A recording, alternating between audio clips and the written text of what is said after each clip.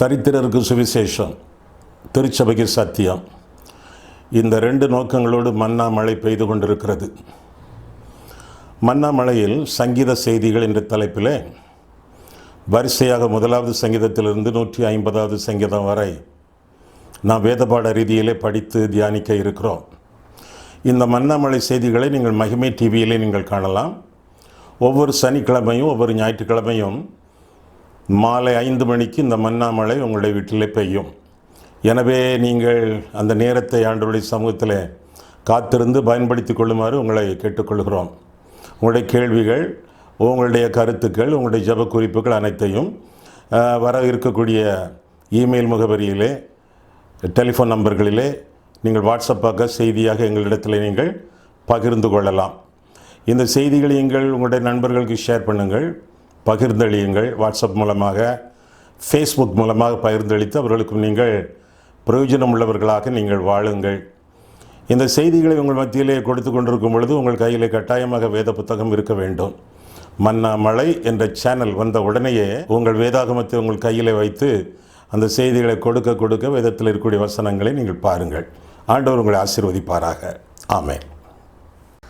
மன்னா மழையில் நனைய மறுபடியும் உங்களை மகிழ்ச்சியுடன் வரவேற்கிறேன். சங்கீத புத்தகத்திலிருந்து இந்நாட்களிலே செய்திகளை படித்து தியானித்து நாம் வருகிறோம். இதுவரை 9 சங்கீதங்களை குறித்த வேதபாட செய்திகளை நாம் கற்றோம். இந்த சங்கீதங்களிலே எதையாவது விட்டவர்கள் மகிமை TV.com என்ற வெப்சைட்டில் நீங்கள் பார்க்கலாம், யூடியூப்பில் பார்க்கலாம். நீங்கள் விட்ட சங்கீதங்கள் எல்லாம் அங்கே தொகுத்து வைக்கப்பட்டிருக்கும். அவற்றை நீங்கள் பார்த்து படித்து பயனடையலாம். இன்றைய நாளிலே 10வது சங்கீதம். 10வது சங்கீதத்தை எழுதியது யார்? 10வது சங்கீதத்தை நாம் பார்க்கும் பொழுது அங்கே எழுதியது யார் என்று இல்லை. பல சங்கீதங்களிலே அடைப்பு குறிக்குள்ளே எழுதிய ஆசிரியருடைய பெயர் அங்கே காணப்படும். எனவே 10வது சங்கீதம் ஒரு அநாதை சங்கீதம் என்று அழைக்கப்படுகிறது. ஏனென்றால் யார் எழுதியது என்று தெரியவில்லை. ஆனால் இதை அநாதை சங்கீதம் என்று சொல்வதை பார்க்கலாம் ஆவியானவருடைய சங்கீதம் என்று சொல்லலாம். ஏனென்றால் வேத வாக்கியங்கள் எல்லாமே ஆவியானவரால் அருளப்பட்டவை. எனவே ஆவியானவர் நமக்காக, நம்முடைய திருச்சபைக்காக எழுதி நமக்கு பரிசளித்த சங்கீதம் 10வது சங்கீதம். தாவீதினுடைய வாழ்க்கையில் உள்ள பிரச்சனைகளை இந்த சங்கீதத்திலே நாம் தொடர்ந்து பார்க்கலாம். தொடர்பாக தாவீது தன்னுடைய வாழ்க்கையில் இடறல்களை, இன்னல்களை அனுபவித்து சங்கடத்தோடு வாழ்ந்த வரலாற்றை இந்த சங்கீதத்தில் பார்க்கிறோம். ஒருவேளை தாவீது இந்த சங்கீதத்தை எழுதியிருக்கலாம் என்பதற்கு இந்த காரணிகள் எல்லாம் அறிகுறி. துன்பங்கள், துயரங்கள் நம்முடைய வாழ்க்கையில் ஒரு பகுதி. தாவீதும் இந்த துன்பங்கள், பாரங்கள், பிரச்சனைகளிலிருந்து தப்பவில்லை. 2 விதமான போராட்டங்கள் அவனுக்கு. ஒன்று வெளியே இருந்து போராட்டம், இன்னொன்று உள்ளே இருந்து போராட்டம். பவுல் சொல்கிறானே, புறம்பே போராட்டம் உள்ளே பயம் என்று சொல்லி ஏறக்குறைய அதே மாதிரிப்பட்ட போராட்டங்கள், பாடுகள் தாவீதுக்கு இருந்தன என்று சொல்லி வேதத்திலிருந்து நாம் விளங்கிக் கொள்கிறோம். அவனுடைய வாழ்க்கையில் பல கேள்விகள், விடை தெரியாத அந்த கேள்விகளை அவனை கேட்பதாக நாம் வேதத்தில் நாம் பார்க்கிறோம். என்னென்ன கேள்விகள் என்று நாம் 10ஆம் சங்கீதத்தில் நாம் பார்க்கும் பொழுது, கர்த்தாவே, 1ஆம் வசனம், கர்த்தாவே ஏன் தூரத்தில் நிற்கிறீர்? ஆபத்து நேரிடுகிற சமயங்களில் நீர் ஏன் மறைந்திருக்கிறீர்? துன்மார்க்கன் தன் பெருமையினால் சிறுமைப்பட்டவனை கொடூரமை துன்பப்படுத்துகிறான். அவர்கள் நினைத்த சதி மோசங்களில் அவர்களே அகப்படுவார்கள் என்றெல்லாம் சொல்லி கேள்விகளோடு இந்த சங்கீதத்தை சங்கீதக்காரன் ஆரம்பிப்பதாக நாம் வேதத்தில் நாம் பார்க்கிறோம். கேள்விகள் கேட்பது நல்லது. அந்த கேள்விகளிலே உண்மை இருக்க வேண்டும். கற்றுக்கொள்வதற்காக கேட்கக்கூடிய கேள்விகள் நல்லது. குற்றம் கண்டுபிடிப்பதற்காக கேட்கக்கூடிய கேள்விகள் பொல்லாதது. தன்னுடைய வாழ்க்கையிலே சங்கீதக்காரன் கற்றுக்கொள்வதற்காக, அறிந்து கொள்வதற்காக, சந்தேகங்களை தெளிவுபடுத்திக் கொள்வதற்காக இந்த கேள்விகளை கேட்பதாக நாம் விளங்கிக் கொள்ளலாம். ஏன் மறைந்திருக்கிறீர்? எங்கே நீர் இருக்கிறீர்? நான் துன்பப்படக்கூடிய வேளையிலே ஏன் உம்முடைய முகத்தை நீர் மறைத்து கொண்டீர் என்றெல்லாம் கேட்கக்கூடிய கேள்விகள் சாதாரணமாக உலகத்தில் மக்கள் கேட்கக்கூடிய கேள்விகளாகவே காணப்படுகின்றன. இந்த கேள்விகளுக்கு ஆண்டவர் பொதுவாக விளக்கங்கள் விடைகள் சொல்வதில்லை. காரணம், நாம் தரிசித்து நடவாமல் விசுவாசித்து நடக்கிறோம். விளக்கங்களின் அடிப்படையிலே நாம் வாழவில்லை, விசுவாசத்தின் அடிப்படையிலே நாம் வாழ்கிறோம். விசுவாசமானது நம்பப்படுகிறவர்களின் உறுதி, காணப்படாதவர்களின் நிச்சயம். எனவே ஆண்டவர் என்ன சொன்னாலும், எப்படி நடந்து கொண்டாலும், எந்த கிரியைகளிலே தம்மை ஈடுபடுத்தி கொண்டாலும், எப்படி நம்மை நடத்தினாலும் கேள்வி கேளாத கீழ்ப்படிதல் நம்முடைய வாழ்க்கையில் காணப்பட வேண்டும் என்பதுதான் வேதத்தின் போதனை ஆகும். ஆண்டவரை குறித்து அவன் கேட்கக்கூடிய கேள்வியிலே அவரை மறைந்திருக்கும் தெய்வமாக அவன் பார்ப்பதாக பார்க்கிறோம். ஆண்டவர் எப்பொழுதுமே மறைந்திருப்பவரும் இல்லை, மறக்கிறவரும் இல்லை. எப்பொழுதுமே நம் நினைவாக இருக்கக்கூடிய தெய்வம். சில சமயங்களில் மறைந்திருப்பது போல ஆண்டவர் தோற்றமளிக்கிறார். 1ஆம் வசனம் மீண்டுமாக, கர்த்தாவே என் தூரத்திலே நிற்கிறீர், ஆபத்து நேரிடுகிற சமயங்களில் நீர் ஏன் மறைந்திருக்கிறீர்?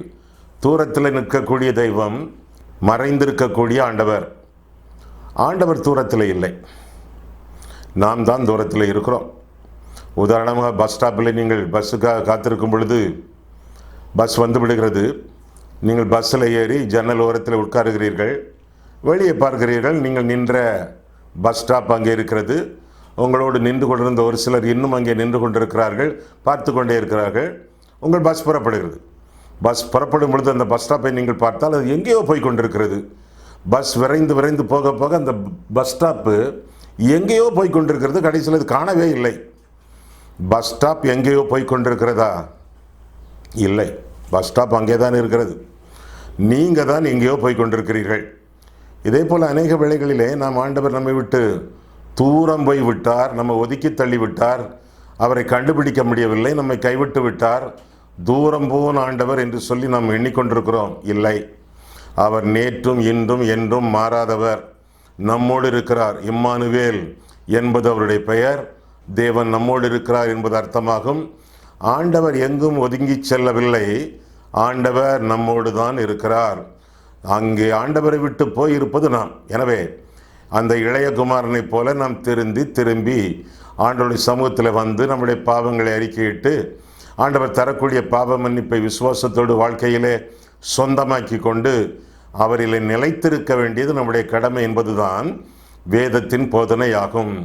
ஆக ஆண்டவர் தூரம் போவதில்லை. நான் உன்னை விட்டு விலகாமலும் உன்னை கைவிடாமலும் உன்னோடு கூடயே இருக்கிறேன் என்று சொல்லி ஆண்டவர் திருவள்ளம் பெற்றுகிறார். அது மட்டுமல்ல, அடுத்த கேள்வி என்ன கேட்கிறான் சங்கீதக்காரன்? ஏன் மறைந்திருக்கிறீர்? ஆண்டவர் மறையவே இல்லை, ஆண்டவர் அங்கேதானே இருக்கிறார். ஒருவேளை நாம் தான் ஆண்டவரை விட்டு மறைந்து போனோம் என்று நாம் எண்ணலாம்.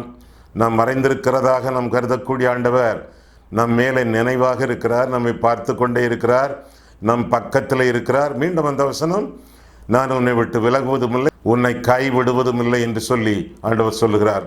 கைவிடுவதில்லை என்றால் தம்முடைய நீதியின் வலது கரத்தினாலே நம்மை தாங்கி கொண்டிருக்கிறார் என்பது பொருளாகும். ஆண்டவர் மறையவே இல்லை.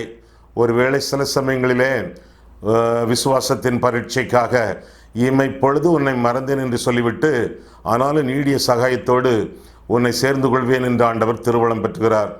அப்படியே ஆண்டவர் மறைந்திருப்பதாக தோற்றம் அளித்தாலும் ஆண்டவர் நம் பக்கத்தில் இருக்கிறார். மீண்டுமாக தம்மைத்தாமே நமக்கு வெளிப்படுத்தி நம்மை அரவணைத்து கொள்வார். எம்மா ஊருக்கு சீஷர்கள் செல்லும் பொழுது ஆண்டவர் அவர்களோட சென்றார். ஆனாலும் அவர்களுடைய கண்களுக்கு மறைவாய் இருந்தார், தம்மை தாமே வெளிப்படுத்தவில்லை.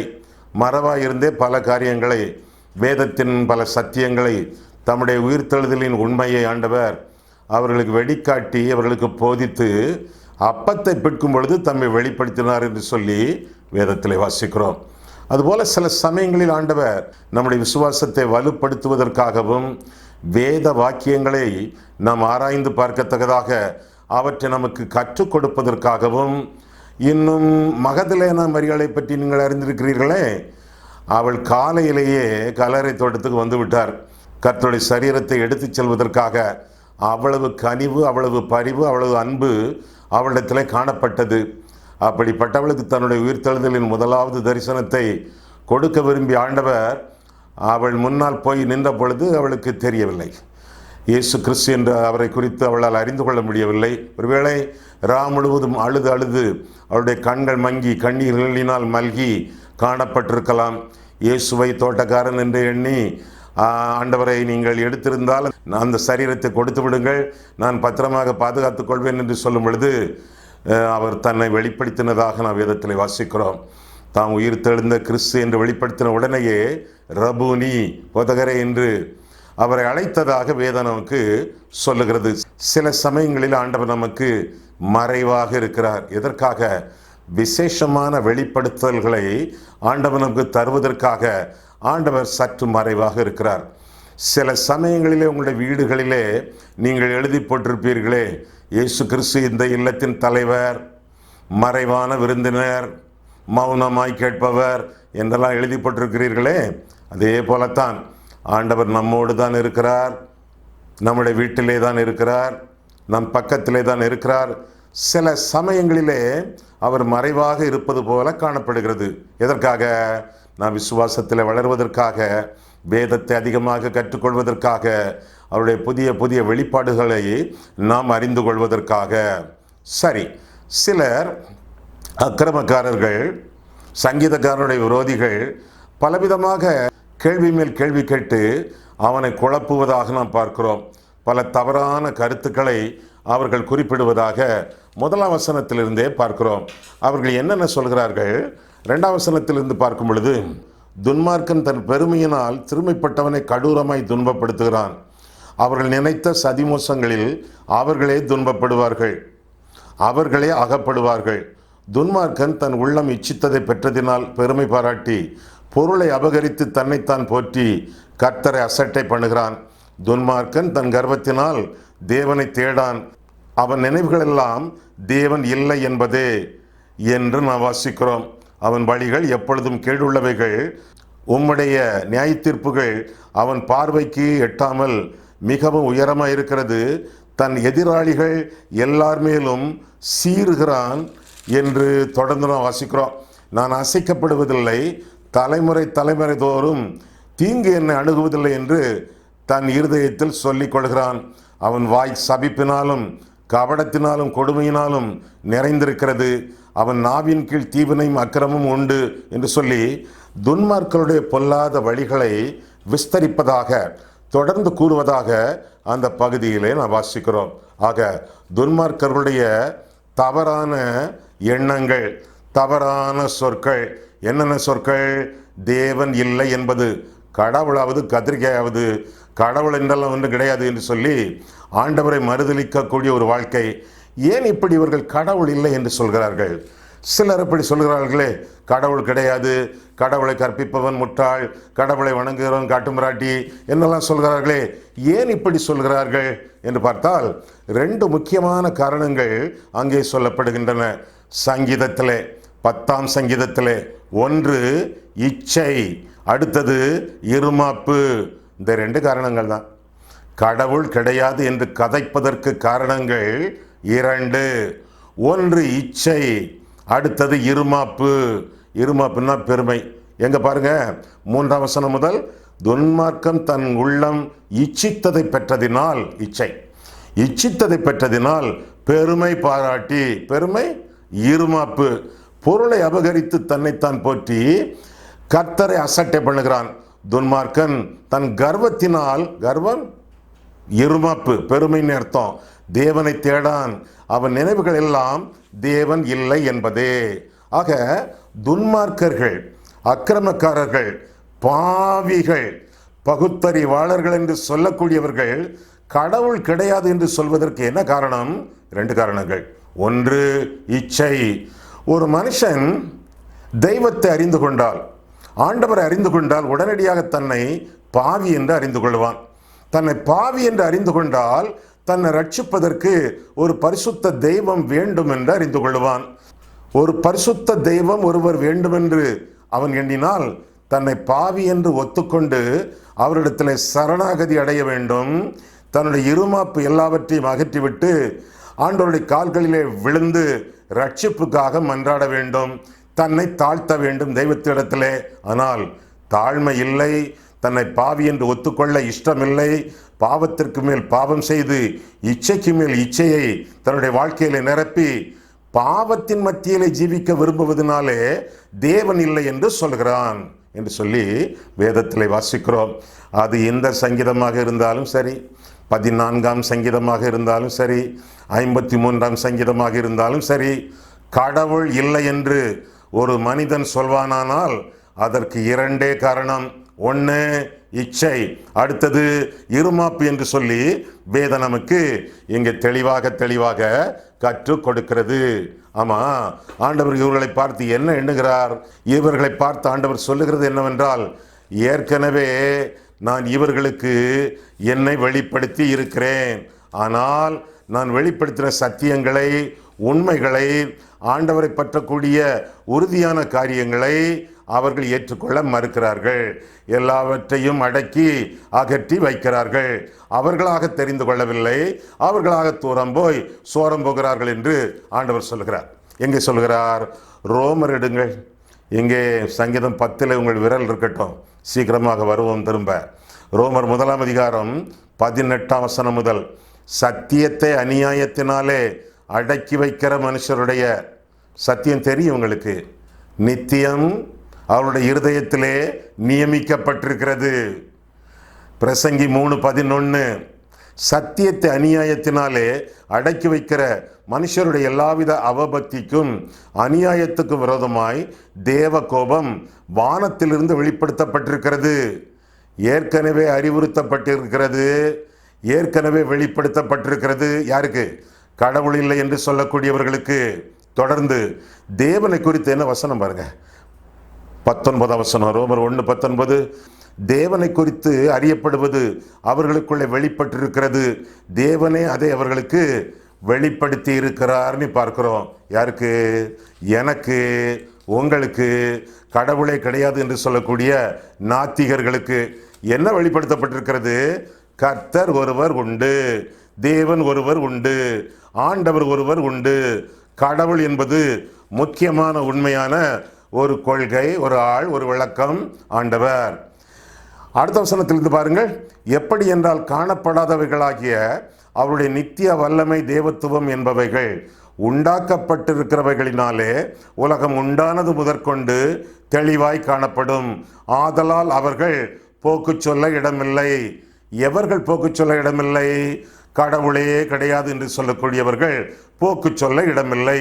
அவர்கள் தேவனை அறிந்தும், தேவனை அவர்கள் அறிந்திருக்கிறார்கள், ஆண்டவர் அவர்களுக்கு நன்றாக தெரியும் என்று ஆவியானவர் சொல்கிறார். தேவனை அறிந்தும் அவரை தேவன் என்று மகிமைப்படுத்தாமலும் ஸ்தோத்தரியாமலும் இருந்து தங்கள் சிந்தனைகளினாலே வீணரானார்கள். உணர்வில்லாத அவர்களுடைய இருதயம் இருளடைந்தது என்று சொல்லி வேதத்திலே வாசிக்கிறோம்.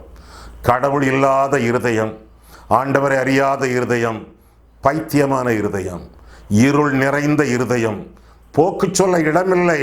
ஏனென்றால் நித்தியம் அவருடைய இருதயத்தில் ஊன்றப்பட்டிருக்கிறது. தேவனை பற்றிய அறியும் அறிவு அவர்களுக்கு வெளிப்படுத்தப்பட்டிருக்கிறது. தேவனே அதை அவர்களுக்கு வெளிப்படுத்தி இருக்கிறார். ஆதலால் அவர்கள் போக்கு சொல்ல இடமில்லை என்று சொல்லி வேதத்தில் வாசிக்கிறோம்.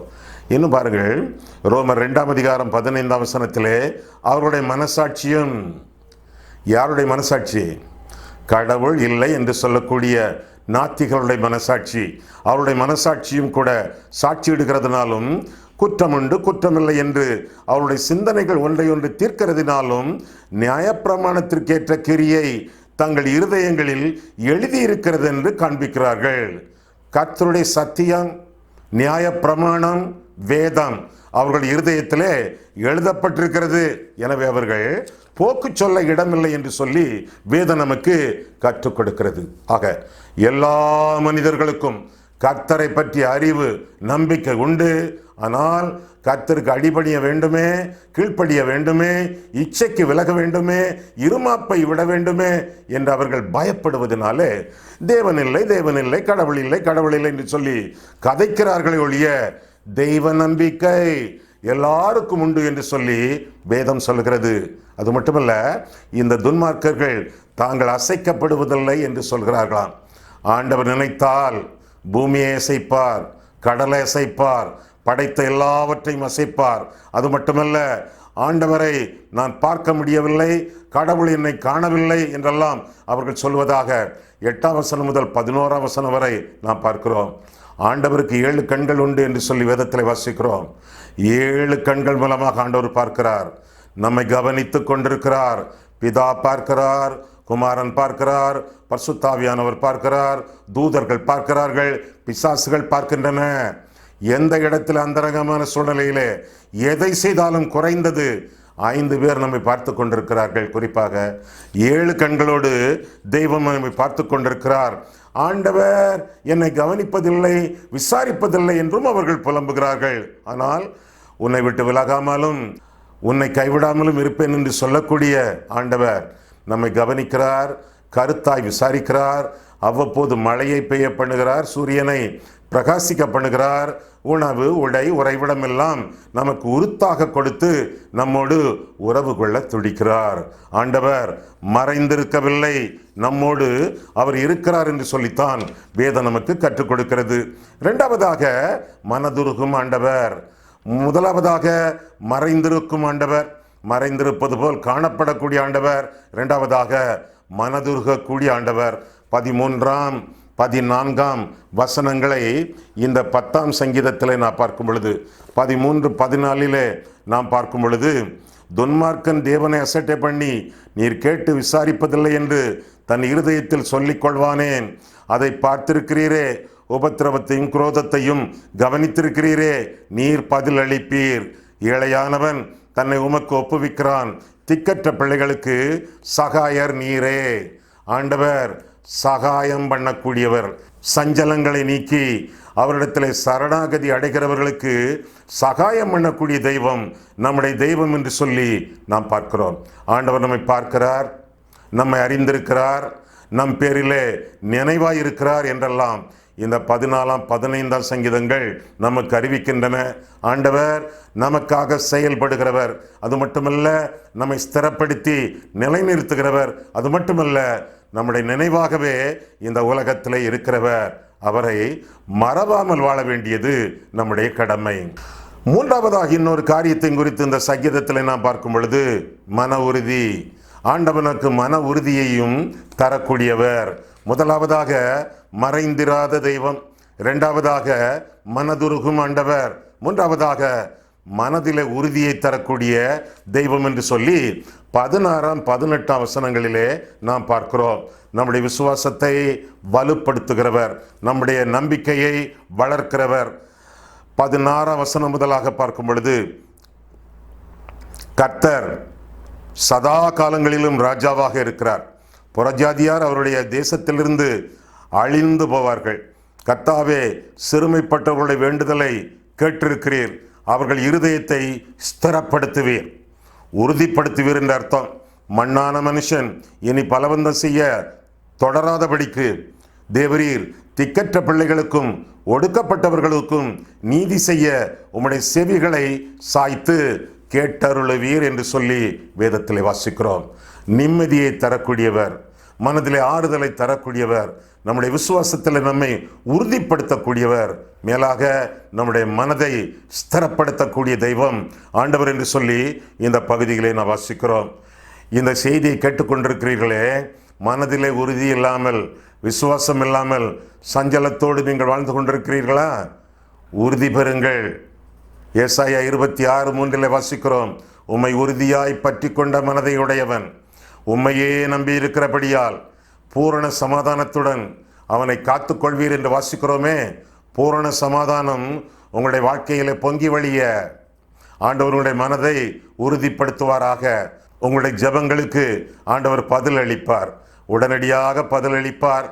பதில் அளித்திருக்கிறார், படிப்படியாக பதில் அளிப்பார், பதில் அளித்திருக்கிறார். ஆண்டவருடைய வேளையிலே அவர் பதில் அளிப்பார். அந்த விசுவாசத்தோடு மன உறுதியோடு நீங்கள் வாழ கடமைப்பட்டிருக்கிறீர்கள். காரணம், ஆண்டவர் நம்பிக்கையின் தெய்வம். அந்த நம்பிக்கையிலே பொறுமை உண்டு. எபிரேயர் 10ஆம் அதிகாரம் 36ஆம் வசனத்தை நீங்கள் பார்க்கும் பொழுது, தேவனுடைய சித்தத்தின்படி செய்து வாக்குத்தத்தம் பண்ணதை பெறும்படிக்கு பொறுமை உங்களுக்கு அவசியமாக இருக்கிறது. தேவனுடைய சித்தத்தை நீங்கள் செய்யுங்கள், அவருக்கு கீழ்ப்படியுங்கள், ஆத்துமாதாயம் பண்ணுங்கள், ஒப்புரவாகுங்கள், மன்னியுங்கள், மன்னிப்பை பெற்றுக்கொள்ளுங்கள், எளியவர்களுக்கு உதவி செய்யுங்கள், தேவனுடைய சித்தத்தை செய்யுங்கள்.